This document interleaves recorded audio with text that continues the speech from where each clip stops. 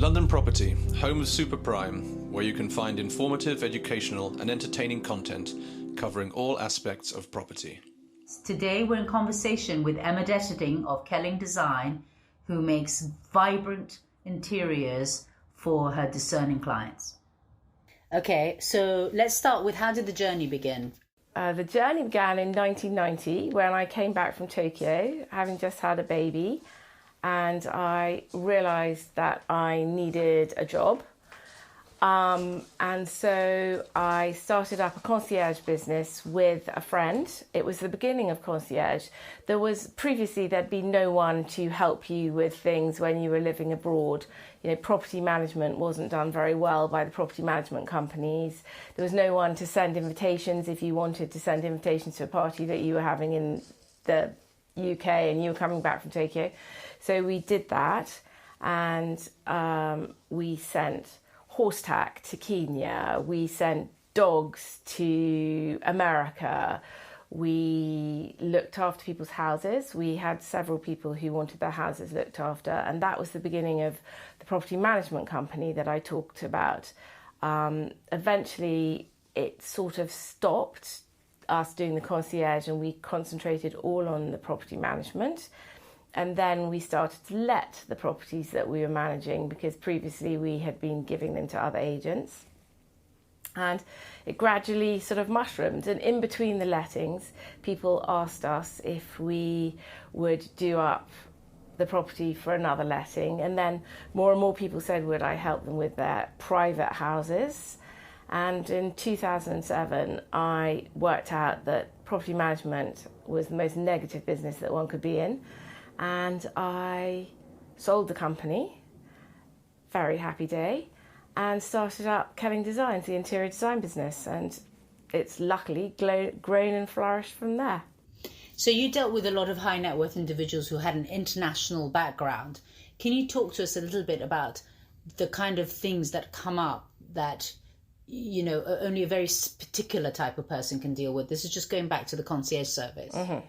So, okay, well, I think you have to have an innate understanding of how the ultra high net individual works and how they live. And it's important that you recognise service, and that when they say they want something from somewhere, you know that they want it from that somewhere, and they want it in good time, and that excuses don't really work. And you deliver. You have to be able to deliver. And there are lots of people out there who say that they can do it, but actually they don't know the right people. And this is all about knowing the right people and making the right people do the right thing in the right timescale. That's basically what looking at. You have to have a deep understanding of the lifestyle. Yeah. And your client. You have to understand your clients as well. Going back to your interior design business, which is obviously the passion, mm-hmm. the creative and the passion. So, you know, obviously you get your inspiration from everywhere, but mostly where do you get your inspiration from? And you're really into vibrant colours. Talk to us about all of that. My inspiration comes from years of doing this. And as you grow older and you grow more bold and you don't care what other people think, it actually becomes easier to just do what you want. And for years and years, I mean, obviously rental properties, there's a look. You need to have it beige or grey or fairly muted and neutral so that people can move in and stamp their own personality on it. For our clients, they now specifically come to us because they know that we're not going to give them beige or boring. We're going to give them something that has a wow, and people will walk in and go, wow, why didn't I think of that? Or can I have that? So I think, you know, over the years, it's a sort of culmination of lots of things. I don't know, I travel a lot, haven't travelled a lot for the last year, really miss it. But social media is now a great place to go for inspiration. You know, you can see what every other designer is doing. It used to be magazines and blah. art galleries, anywhere like that. It's fantastic. I went to Van Gogh exhibition the other day. Amazing. That gave me a whole another layer of ideas that I could work with.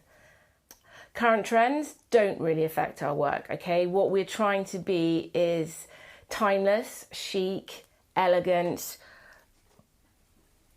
but with colour, with flair, with pop. I don't ever want to give a client something that in 1 year's time, 2 years' time, 5 years' time, someone else will be able to recognise that was done in 2021, or it's gone out of date. It's got to be timeless.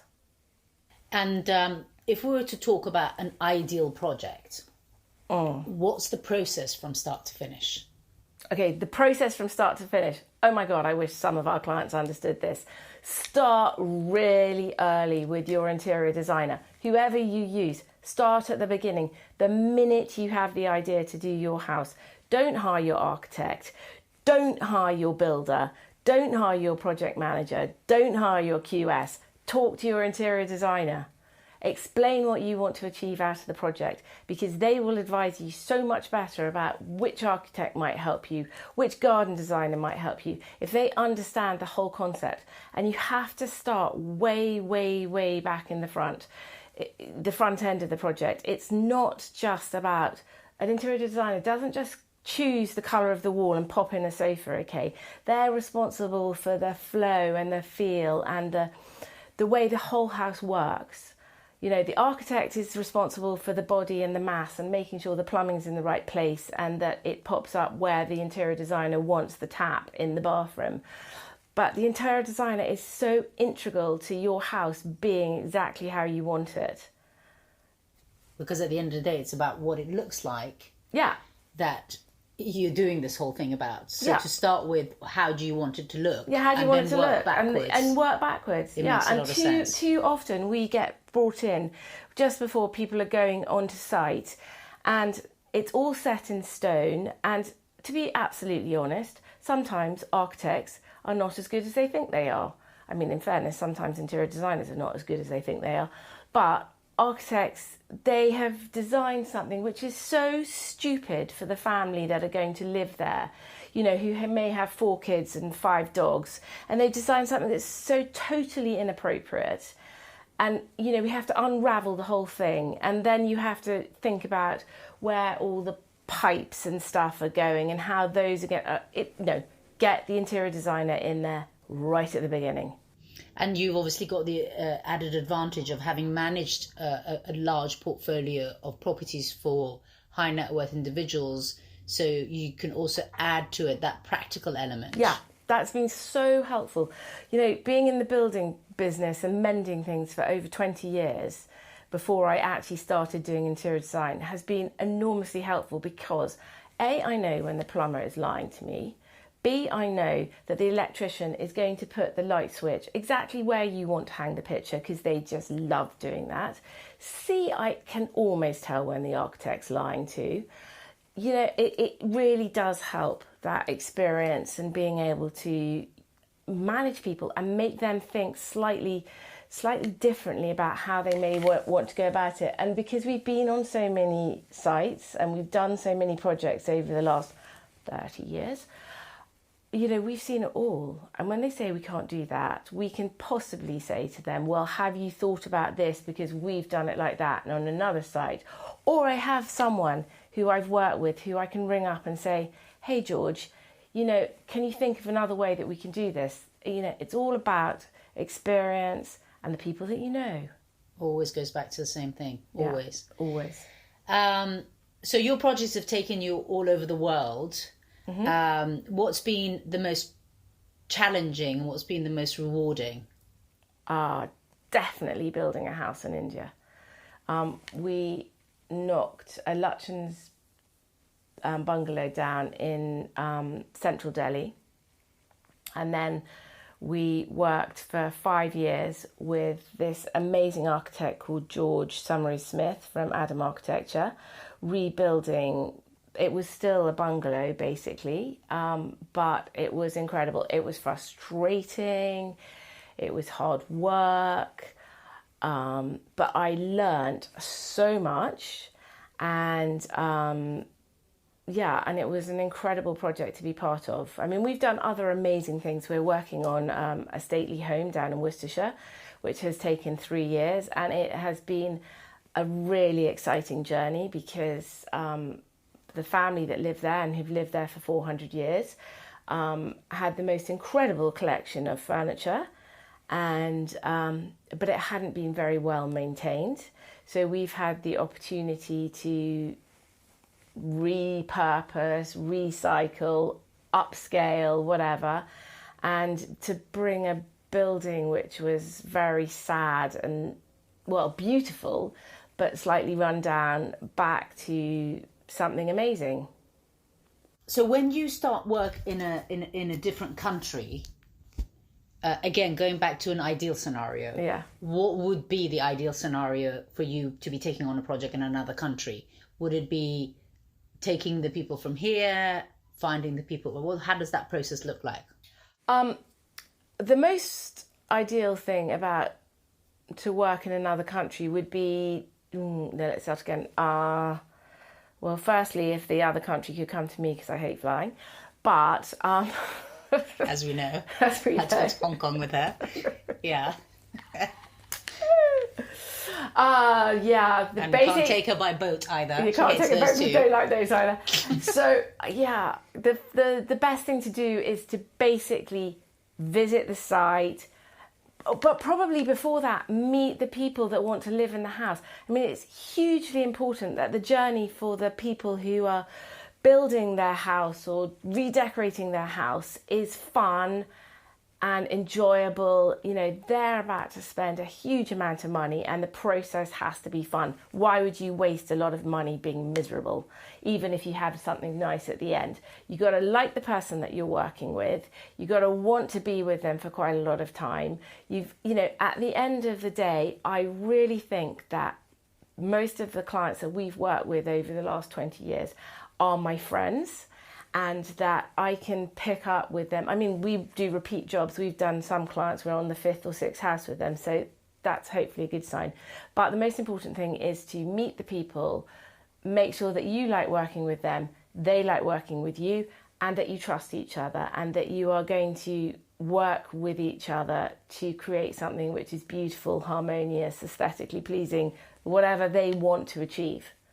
Or somebody like me who just says, please don't talk to me, do whatever you like. Yes. Someone like you, perfect. Although sometimes a little disappointing because you're not necessarily achieving something that they may want. Well, no, with you I achieved exactly what you wanted because I knew what you wanted. I know you well enough. Yes. So that goes back to, again, who you know and your clients being your friends. You need to they know what them. They're getting. You need to know them. You need to understand how they work and what's going to tick their boxes and what's going to kick their buttons. And you want to stay away from kicking their buttons. Yes. And also being the yes can do rather than why it can't be done. The yes can do. We are the yes can do. Yes, that's something I can definitely vouch for. So working for clients when they're building their own home and working for clients when they've got an investment property is obviously two completely different things. So can you talk to us about the difference? Okay. So working for private clients versus a rental property or a property that you might be doing up to sell or developing, completely and utterly different. You have to go in with a totally different mindset. Obviously, development, property, lettings, whatever is my bread and butter because that's what I started in. So I know every trick in the trade. You need to think it through. You need to keep it neutral. You obviously need to work to a very tight budget, and you can't have the client waltzing in and saying, I've just seen that, I really like it, it costs £10,000 for that door handle. You have to really nail it, and you have to explain that they're not going to get that much money back for using that door handle, so let's use one that costs 20 quid and looks just as nice. I mean, there are ways around all the problems. The budget has to be really tight, the decoration has to be really simple, well executed. There's nothing bad than an appallingly badly executed building work, and people do pick up on that. And And there are clever things. You use glass in your showers because that stops you from having to redo your grout around your tiles. You use expensive, but not super expensive sanitary ware because the washers go much quicker if you use rubbish stuff. You use good kitchen appliances because then they don't break, but don't use super expensive appliances unless you're in a £50 million house. You just have to be really sensible. You have to understand the brief. You either have to understand what the sale price is or you have to understand what the rental price is, and then you have to do it accordingly. And how do you think investors benefit from actually using the services of an interior designer? Because a lot of people think that it's not worth doing it. But in your experience, when someone has, what difference has it made to the property investment or the time to market?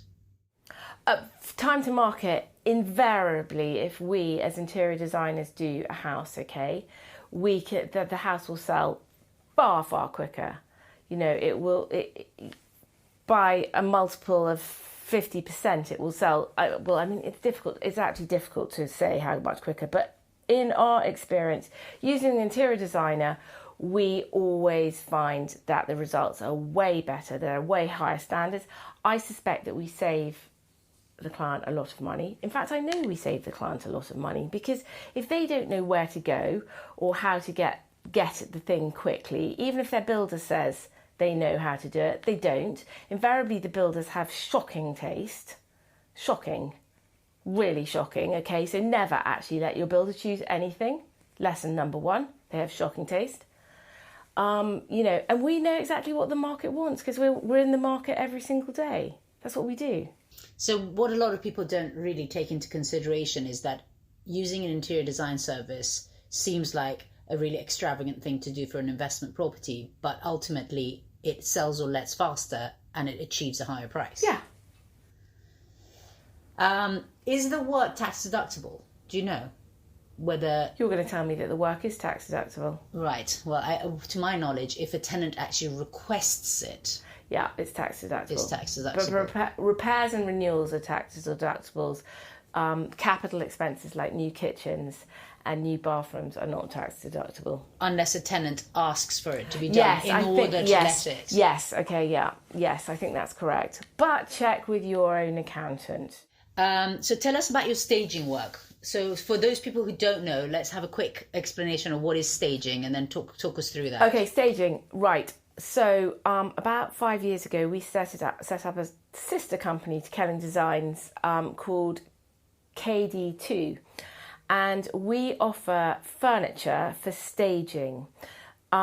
We found historically, if you have an empty house, however beautiful it is, when you're showing it for rental, well, for rental not so much, but when you're showing it for sales, people can't really envisage the space. They don't understand how it works or how they might use it. So we rent furniture on a weekly basis, although there is a minimum contract of 12 weeks, where we put furniture into a house or a flat or even a room, and we'll go in and we'll take in the sofas, the cushions, the furniture, the artwork, the sculpture, and we'll dress it and we'll leave it so that it's all there for someone to walk around and see. And we'll do bedrooms and we do the whole house. And it looks like you live there, and it just is an altogether better look. And we've had houses that haven't been, or flats that haven't sold for months and months and months. And we've put furniture in there, and within a week we've had bids, often going to sealed bids. I mean, it's amazing. It really, really is staggering how good furniture, well dressed, can sell property. It also helps for rentals, although the rental market is so much quicker that it's probably not worth doing it unless you've got something that's really sticking. Well, the other thing that's really interesting about furnishing a property is that it actually makes it look bigger. Yeah. Oh, God, every time. A lot of people think that it does the reverse, but actually, if you go into an empty room, it looks far smaller than a furnished room. Yeah, absolutely. And on the KD2 side, what type of clients do you have? Who uses that service? The majority of our clients come through big agents. So we do a lot of work for Strutt and Parker. We do a lot of work for Chesterton's, Savills. We do a bit for Knight Frank. We have Russell Simpson. Love Russell Simpson. You know, we do a lot of stuff for them. Sometimes the client comes to us direct because they've been advised by the agent that's selling the property that it would be a good idea. Sometimes someone reads about us, but invariably it comes through agents. Thanks for listening to the London Property Podcast. Head over to londonproperty.co.uk and subscribe to our newsletter to receive latest updates.